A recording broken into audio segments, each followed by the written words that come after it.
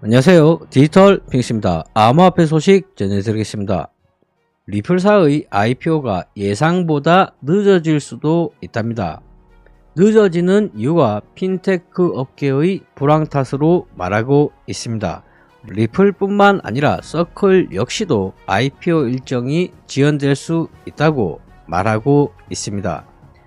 또한 상장을 추진 중이던 모든 핀테크 기업과 유니콘 스타트업들이 일정을 뒤로 미루고 있답니다. 앞으로는 리플사와 서클이 조금 더 친밀해질 수 있어 보입니다. 여기에 관한 내용은 조금 있다가 이야기 드리겠습니다. 암호화폐 업계뿐만 아니라 전체적인 시장 상황이 좋지 않아 보입니다. 그렇다면 얼만큼 좋지 않은지, 지금 시점은 어디쯤 와 있는지 한번 보겠습니다. 우선 1896년부터 현재까지 다우존스 차트입니다. 여기에 보이시는 다우지수 30 안에는 미국 증권거래소에 상장이 되어 있고 미국을 대표하는 초우량 30개의 기업이 있습니다. 대표적으로 마이크로소프트, 애플, 보잉, 3M 등 세계적으로 알아주는 미국을 대표하는 기업들이 모여있는 지수입니다. 지금 보이시는 화살표 구간이 1896년입니다. 이렇게 100년이 넘는 차트를 전체적으로 축소해서 본다면 정말 바람직한 우상향을 하고 있는 것이 보이십니다. 세계 경제 상황이 어느 정도 충분히 좋아졌다고 느끼는 시점은 당연히도 월봉상 이전 고점을 돌파하는 시점으로 보고 있습니다. 그렇다면 월봉상 이전 최고점은 2022년 1월 36,952달러 부근입니다. 그리고 지금 현재 가격은 35,390달러입니다. 어느 타이밍에 이전 고점을 돌파를 해줄지는 몰라도 지금 현재 어느 정도 기간 조정을 보여주고 있습니다. 이 기간 조정이 못해도 2024년 중반 정도는 되어야지 어느 정도 의미 있는 반등이 있을 것으로 생각이 됩니다.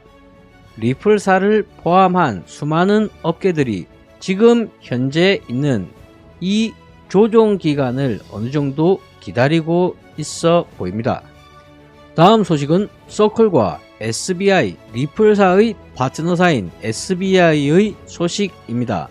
서클과 일본의 SBI가 손을 잡고 일본 현지에 USDC 도입을 추진한답니다. 스테이블 코인 USD 코인 발행사 서클이 일본 금융 대기업 SBI 홀딩스와 손을 잡고 현지 USDC 및 웹3 서비스 도입을 추진할 계획에 있습니다. 27일 서클은 일본의 USDC 채택을 지원하기 위해 SBI 홀딩스와 양해각서 MOU 체결을 발표했습니다. 이렇게 서클과 SBI는 스테이블 코인을 통해서 이렇게 파트너 관계가 되어 있는 것입니다. 서클 CEO는 SBI와의 협력은 서클의 아시아 확장 작업의 일환이자 이정표로 양사가 일본 및 아시아의 디지털 화폐 비전을 공유하고 있음을 보여준다고 강조했습니다. 이어 일본 금융부문의 새로운 표준을 정립하게 될 것이라면서 웹3 구축 운영을 위한 엔드-투-엔드 개발, 배치, 운영 플랫폼을 제공하는 풀 스택 웹3 서비스 제품군 도입 촉진에도 협력할 계획이라고 밝혔습니다. 이 말은 스테이블 코인 USDC 뿐만 아니라 앞으로도 꾸준한 파트너십을 이어갈 것이라는 뜻입니다. 또한 SBI의 자회사인 SBI 신세이 은행은 서클의 은행 서비스를 제공하여 일본 기업 및 이용자의 USDC 접근성과 유동성 확보를 지원하게 됩니다. USDC는 시가총액 246억 달러로 테더에 이어 두 번째로 큰 스테이블 코인입니다. 지난 8월 서클은 USDC 채택의 70%가 미국 외의 지역에서 이루어지고 있다고 밝혔습니다. 그중 아시아가 선두를 달리고 있으며 남미와 아프리카에서도 안전하고 투명한 디지털 달러에 대한 수요가 강하다고 강조했습니다.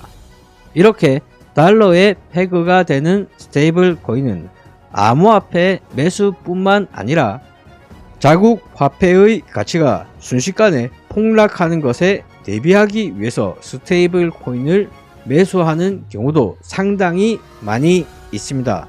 리플사와 SBI 홀딩스는 단순한 파트너 관계를 넘어 있습니다. 여기에 대해서 인도에서 이런 기사를 썼습니다. 리플과 XRP 신자인 SBI 홀딩스가 서클과 손을 잡고 일본에서 USDC를 공부하고 있다고 기사를 썼습니다. 이렇게 XRP 신자라고 표현을 할 정도로 SBI 홀딩스는 리플사와 상당히 강력한 관계에 있습니다. 결과적으로 리플사와 그리고 서클사 그리고 SBI 홀딩스는 일정 부분 한 배를 탔다고 볼 수도 있습니다. 그리고 현재 바이낸스 1일 거래량이 미국 법무부의 제재 후 4분의 1 토막이 났답니다. 제재가 있기 전에는 170억 달러 상당이었으나 현재는 47억 달러로 급감을 했습니다. 이러한 상황에서는 바이낸스 관련된 암호화폐는 어느 정도 조심해야 할 것으로 보입니다. 물론 이번 이슈로 인해서 바이낸스 관련된 암호화폐를 매수를 해서 추후에 큰 이득을 볼 수도 있습니다. 하지만 최대한 어느 정도 바닥을 확인하고 들어가는 것도 충분히 늦지 않아 보입니다. 바이낸스 관련된 암호화폐가 어느 정도 조정을 받는지 충분히 지켜보신 후 투자를 하셔도 늦지 않아 보입니다. 하지만 저는 바이낸스 관련된 암호화폐는 당장에 추천드릴 수가 없습니다. 이상 방송을 마치겠습니다. 시청해 주셔서 감사합니다.